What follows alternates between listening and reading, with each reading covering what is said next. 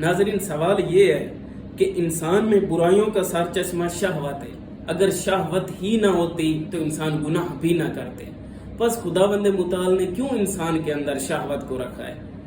دیکھیں، شہوت ہر انسان کے اندر پائی جانے والی غریزی چیز ہے۔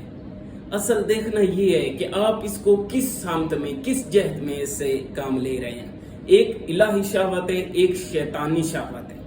الہی شہوت یعنی آپ خدا کے بتائے ہوئے رستے سے اسے پورا کر رہے ہیں، شرعی طریقے سے اسے پورا کر رہے ہیں، اور یہ مطلوب شہوت ہے۔ اگر یہ شہوت نہ ہوتی تو کوئی انسان پیدا بھی نہ ہو سکتا، ہم میں سے کوئی دنیا میں نہ ہوتا۔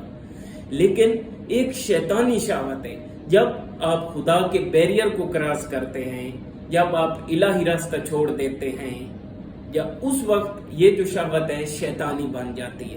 میں آپ کو اس کے لیے ایک مثال دیتا ہوں۔ آپ نے بارش کو دیکھا ہوگا، یہ بارش پودوں کو، فصلوں کو سرسبز کرتی ہے، شاداب کرتی ہے، انسانوں کے لیے نعمت کا باعث ہے۔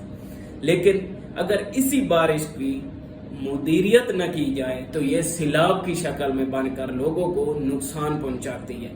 اگر آپ اس کی مدیریت کر لیں، اس کے آگے ڈیم بنا لیں تو اس سے درست فائدہ لے سکتے ہیں۔ یہی مثال ہے، شہوت انسانی بقا کے لیے ضروری ہے۔ یہ ایک انسان کے اندر رکھی ہوئی نعمت ہے خداوند متعال کی طرف سے۔